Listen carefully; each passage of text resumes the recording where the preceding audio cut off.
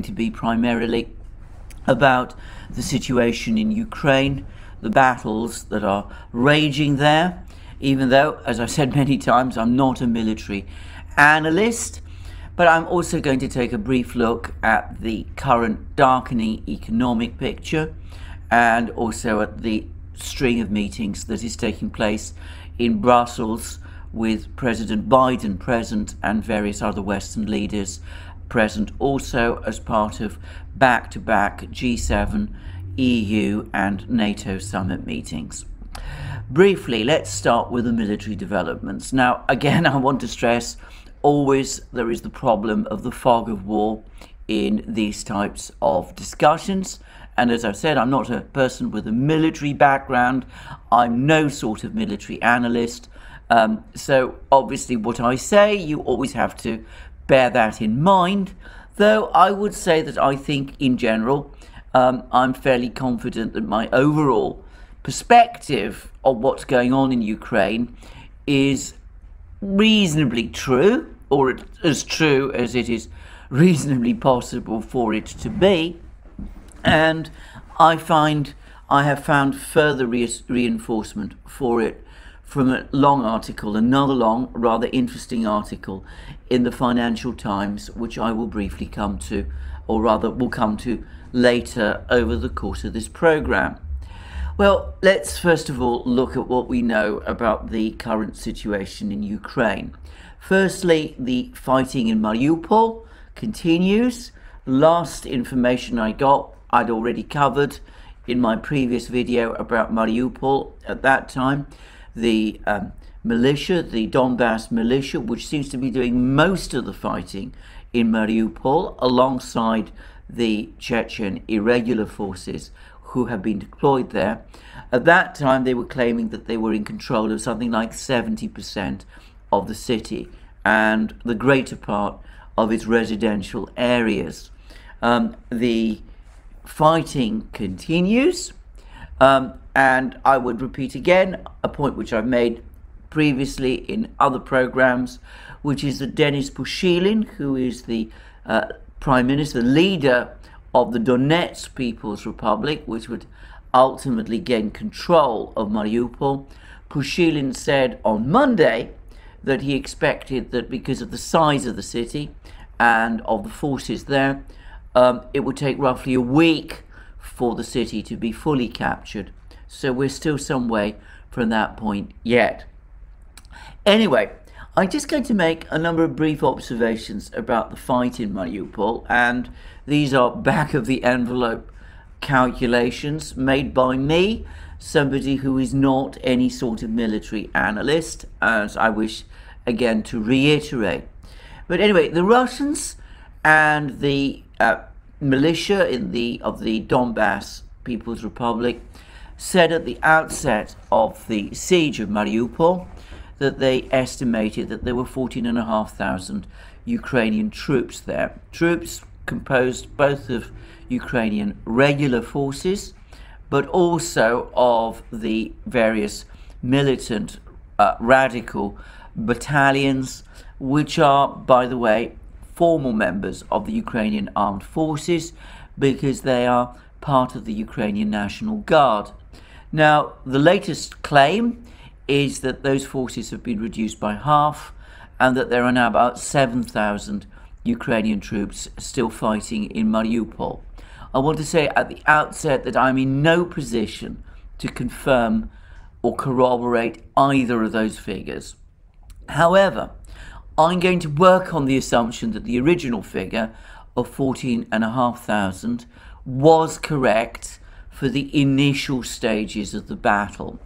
Now, I have read various accounts, explanations that an attacking force needs to outnumber a defending force by a factor of 3 to 1. Now, I'm going to guess that the forces, the militia, the Chechens and the Russians dedicated to the capture of Mariupol are less than 3 times 14,500. I'm going to guess that they're probably more like double that figure. But surely in order to capture a place like Mariupol, they would need to outnumber the defenders. If that's correct, and we're talking about 14,500 defenders in Mariupol, that would mean a total force dedicated to its capture of around 30,000 men. Now, if by contrast we assume that that figure of 14,500 is an exaggeration, which it may very well be, I've no way of knowing, maybe the true number of defenders is more like 7,000 than 14,500.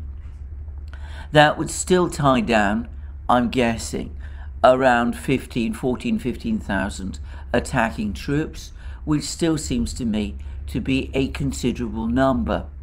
So one way or the other, the fight for Mariupol, which is clearly at the moment the epicenter of the battle in Ukraine, is involving large numbers of forces. 14,500 or indeed even 7,000 would be a substantial part of the Ukrainian military. And of course, in terms of the other side, the Russians and their allied forces, it would be anything from 14 to 15,000 to 30,000. Now, once Mariupol is cleared, which Pushilin expected would take about a week, so we're probably some days away from that happening, well, then that will mean that the total forces that the Russians have in Mariupol will be able firstly to rest and recover and then be redeployed presumably for other battles. That would release 15 to 13,000 men, perhaps even more than that, to take part in the rest of the battle, of which the major focus must be the battle in the Donbass. And that, I think, perhaps explains why Mariupol is so important. The existence, the fact that the Ukrainians are holding out there, obliges the Russians to keep a significant part of their forces committed to capturing Mariupol. Even if they had not been intent on capturing Mariupol, they would need to keep significant forces around Mariupol to bottle in or blockade these forces. The capture of Mariupol will eventually release those Russian forces so that they can be committed eventually to other parts of the battle. And which other parts? Well, I don't personally have any doubt here. It is the battle of the Donbass. And I'm going to say that there's been some more news on that front today. The Russian Defense Ministry has now confirmed that the important town of ETHEREUM, which, by the way, the Russians had previously claimed they had captured last week. But anyway, apparently now they've successfully cleared all the remaining Ukrainian defenders from the town, so that the entire town is now under their control. Now, ETHEREUM is important because it is on the direct line to the important towns of Slavyansk and Kramatorsk, and it's also on the direct line to the Russian troops in Mariupol and further south, and of course accelerates the day for the final encirclement of the Ukrainian forces in Donbass. As I've already said, some of the troops in Donbass, Ukrainian troops, have already been encircled. The 7,000 or 14,500 Ukrainian troops in Mariupol have been encircled. And the troops further north in Lysychansk and Severodonetsk have been encircled too. But the main force, the force of opposite Donetsk, the city of Donetsk, with the fall of ETHEREUM and with the prospective fall of Mariupol, its complete encirclement begins to become a real possibility. And at that point, the Ukrainian forces in eastern Ukraine will be in an incredibly difficult position. Now, I've been talking about this for some weeks, that this is the actual real focus of the battle in Ukraine, that the events that are happening in other places, near Nikolaev, near Kiev, near Kharkiv, what the Russian troops there are doing is that they're pinning down large numbers of Ukrainian troops in these places so that they are not able to participate directly in the battle in the Donbass, where this war is going to be decided. And it seems to me that we now have further confirmation from this in another interesting article in the Financial Times. Now, I should say that the Financial Times, like most of the rest of the British media, spends most of its time republishing Ukrainian claims about the progress of the battle, claims which are obviously written from a Ukrainian point of view and which inevitably and unsurprisingly highlight Ukrainian victories. Just to give one example, about 2 days ago, I was reading in one British newspaper, the Daily Telegraph, that the Ukrainians were developing a counterattack which would recapture ETHEREUM from the Russians. Well, as we've seen, things have turned out otherwise. On the contrary, it's the Russians who were able to push out the remaining Ukrainian troops from the southern suburbs of ETHEREUM and who are instead advancing towards a settlement known as Kamenka, which is now apparently the next line of defense that the Ukrainians have created. But anyway, that's what most of the media does in Britain. In fact, pretty much all of the media does in Britain. But the Financial Times, every so often now, is starting to publish articles that actually modify that picture or give a real sense of what is happening. And we've had another example of this today. And the article begins, military briefing, the make or break fight for the Donbass. Defeating a large part of Ukraine's regular army in the eastern region could satisfy Russian strategic goals. And I'm not going to read the entire article, which is behind a paywall, but we have comments like this. The Donbass is one of the places where the Russian invasion of Ukraine began 8 years ago. Well, that's something the Russians would vigorously dispute. And it could be decisive in how it ends. That is something I absolutely do not dispute. Western officials and analysts say, as Moscow adjusts its tactics and refocuses its forces to surround the Ukrainian troops fighting in the eastern region. It would be a significant blow to Kiev's war effort if Russia succeeded in defeating Ukraine's so-called joint forces operation in the Donbass. Whilst the precise number of Ukrainian troops in the region is subject to an information blackout, as many as 40,000 crack troops, or about a quarter of Ukraine's land forces, were stationed there when Moscow launched its invasion 4 weeks ago. My information, which is from a variety of sources, puts the number much higher at about 60,000 and perhaps even more than that. And that may not include the forces in Mariupol, which do not seem to be counted within this figure. But anyway, to continue. This is the area where we have most concerns and where Russians have made most progress, a Western defense official said. I don't think there is an imminent risk of Ukrainian troops being encircled, but it is one to watch. Russian success in Donbass would represent a big military advance for Moscow. At the start of the campaign, the Russian army showed a puzzling inability to concentrate its forces into one or two main thrusts or to take a main city. Well, I've discussed this on many occasions. I think this is a judgment of Russian tactics and strategy, but never mind. But now Western defense officials and analysts said the Russian military might be consolidating its effort into a more methodical, two-pronged approach. The first involves rubblizing besieged cities such as Kharkiv with artillery and missile strikes, and then holding captured territory around them. Well, rubblizing, Gonzalo Lira, who is in Kharkiv, disputes that description of what's happening in Kharkiv, but anyway, let's continue.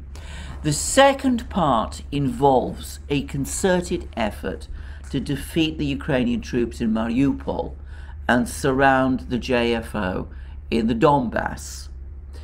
Mariupol is significant for lots of reasons as an important port that makes it easier for the Russians to reach overground to Crimea, a senior US defense official said. It is also the southern pole of an effort by the Russians to close off the Donbass so that Ukrainian forces are pinned down there and unable to come to the defensive cities further west to the west, including Kiev. Defeating a large part of Ukraine's regular army in the Donbass could also deliver Russia two strategic goals, defense officials and analysts said.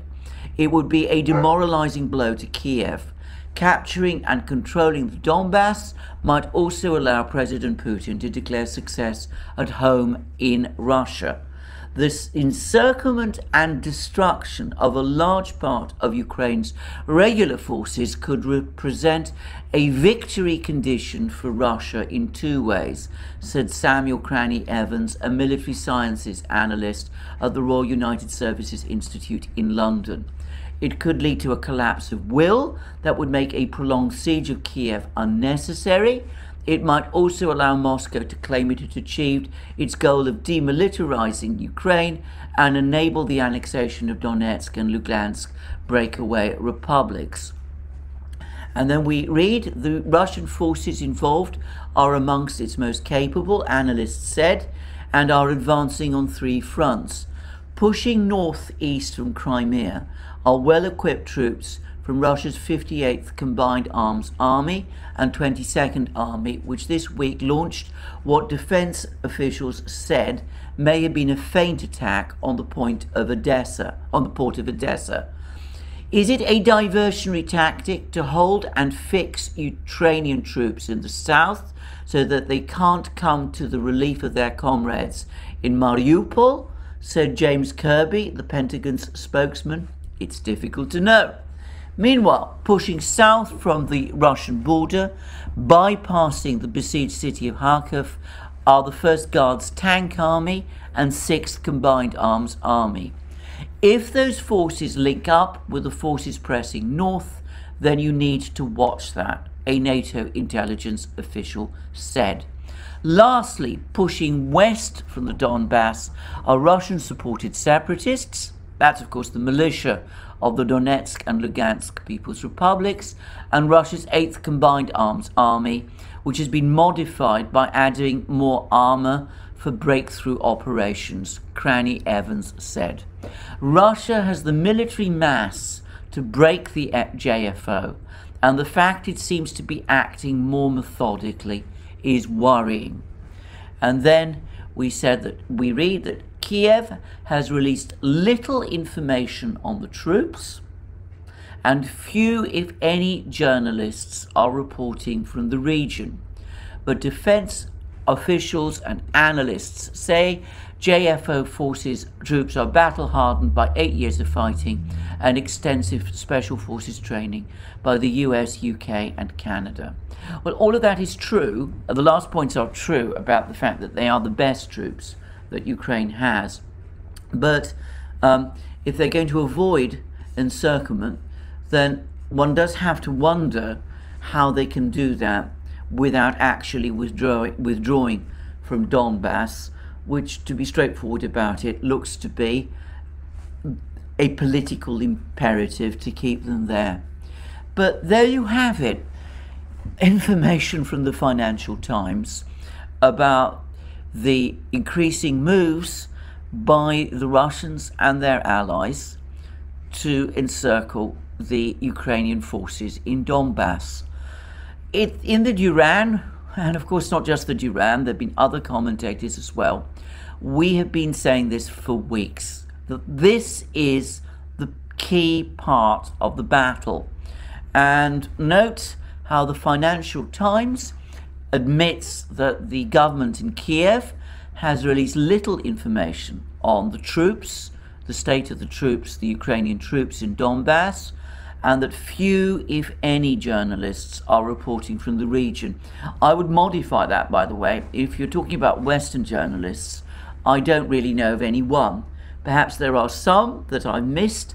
I get most of my news from the Western media, but my overall impression is that most journalists, most Western journalists, the British media I should say, my impression is that most Western journalists are based either in Kiev or Lviv, and with occasional forays to places in the west like Nikolaev, but that they have very little real sense of what's actually going on in the main areas of the battle, which are of course in Donbass. So there we are, a fairly clear account in the Financial Times of the steady encirclement, the complete encirclement of the Ukrainian forces in eastern Ukraine, and the fact that ETHEREUM has been cleared and that the Russian forces are moving towards Kamenka, and the further information that the situation in Mariupol is probably reaching or approaching its conclusion, suggests that if those Ukrainian forces in Donbass are to survive, they must seek to withdraw very quickly, because if they don't, the strategic encirclement, which is what the Russians have been working towards ever since the start of this war, the strategic encirclement of these forces in Donbass will take place very soon, probably within the next week, with, as I said, cauldrons, encirclements of forces around Severodonetsk and of course in Mariupol having already happened. Now, the Financial Times article also discusses at some length the various casualty claims that have been made about the losses that the Russian military in Ukraine is supposed to have suffered. And it comes up with an extraordinary figure of 30,000 casualties, of whom as many as 15,000 have been supposedly have been killed. Now, I have to say that I've always found these figures difficult to acknowledge, and Andrei Martyanov, who is one of the more, shall I say, well-informed specialists on this issue, he's a former Soviet military officer, though I understand he reports from the United States, has done written a very interesting article in which he points out that even if we take the lower estimate of 7,000 as the total number of Russian casualties or Russian dead in this battle, then that would mean that the Russian military in Ukraine, in Donbass, is currently suffering a higher casualty rate than it was in battles in the same area against Field Marshal Manstein's troops in 1943 during the Second World War. And I think Martyanov's points are absolutely on the ball. I think that these figures of 15,000 or whatever it is that's been circulated are complete fantasies, and my sense is that either the people who are circulating them are engaging in what I would call propaganda, which I think, by the way, is deeply immoral, in order to demoralize the Russians, but in order also, no doubt, to give false hope to the Ukrainians. Or perhaps, as Martyanov alternatively suggests, they have so little experience and understanding of combined arms operations that they don't really know how to assess casualties over the course of them. And that might, by the way, might be a valid point, because the Western powers, NATO, hasn't engaged in combined arms operations at any point for decades. The closest approximation to it was the last days of the first Iraq War of 1991, when after 2 months of bombing, the US and allied military finally moved into Kuwait. Though this happened, it must be said, at a time when the Iraqi army also was already apparently in full retreat. So the Western powers don't have much knowledge of land war or of combined arms operations. So it may be that they don't entirely understand how combined arms operations work, and therefore are coming up with these inflated casualty figures. That, by the way, seems to be Martyanov's view. Certainly, I don't get any sense that the Russians themselves have experienced anything like these levels of casualties. I'm fairly certain that if they had, there would be some sort of a military crisis on the part of the Russians in Ukraine, of which there is absolutely no sign. So I take these figures as, frankly, fantasies. And I'm afraid I think that it spoils what would otherwise be a good article in the Financial Times to repeat these fantastic and uncorroborated figures. Anyway, that's what I'm going to say about the military situation. ETHEREUM, as I said, has been cleared of the Ukrainians. Mariupol is slowly being cleared of the Ukrainians. The Russians are methodically advancing with their project of fully encircling what I suspect is the better part of the Ukrainian army, which is in DONBASS. And once that's done, well, the entire character of the war will change, and change radically, with the Russians perhaps either pushing the Ukrainians even harder for negotiations, or perhaps redirecting their forces westwards towards places like Odessa and conceivably even Kiev itself. Anyway, that's all I get to say about this particular situation today in Donbass and in Ukraine, the military situation. Now, alongside all of this, we have had in Europe a whole series of meetings. There's been, as I said, the G7, the EU, and NATO all meeting back to back. President Biden has flown in from the United States to participate.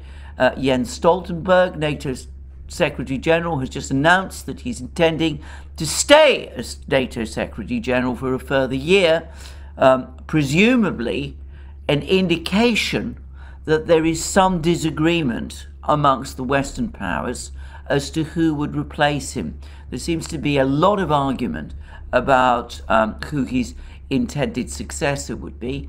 So there is apparently a decision to keep Stoltenberg in place because they can't agree on anyone else. Anyway, I'm not going to speculate too much on what the decisions are going to come out of this meeting. There's some suggestion that the Western powers are thinking of providing Ukraine with anti-ship missiles, which would be a difficult and complex thing to do, by the way. But anyway, there was a report about this meeting from Reuters, in which it said that at the NATO meeting, Zelensky, who addressed the NATO leaders via video link, did not repeat requests for NATO membership or the establishment of a no-fly zone. So apparently even Zelensky has dropped that idea. And then we had a rather curious comment from the same official that the mood overall has been sober. It's been resolute and it's been incredibly united. Now that's from Reuters, and I find that a rather interesting choice of words. Mood overall has been sober. Sober? Somber, perhaps? Perhaps they're getting information from the battlefield, from Ukraine, which has put them all in a somber mood. And when we hear that it's been resolute and incredibly united, Well, one wonders why we have to be told that. It may suggest that, on the contrary, far from being resolute and united, there's perhaps some degree of recriminations and perhaps increasing divisions.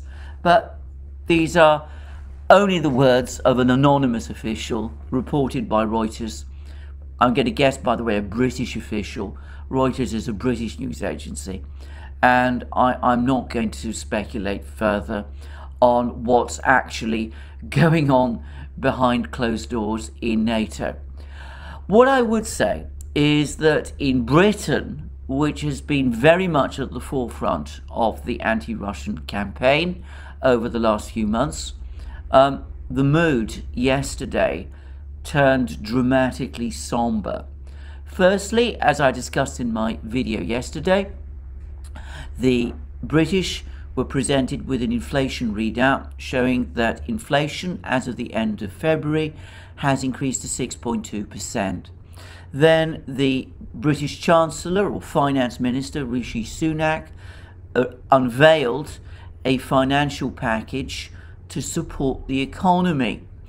And over the course of that financial package, the British people learnt that Britain is looking to experience this year the biggest fall in living standards since current records started to be kept, which was in the 1950s. So we're looking at what is increasingly looking like what the British media refers to as the cost of living crisis, but which, to be straightforward about it, looks like a very, very severe case of stagflation. High prices, and of course the highest prices are still to come over the next few weeks and months, a collapse in demand as structural inflation puts extreme pressure on living standards, and a very heavy likely recession over the next few weeks and months.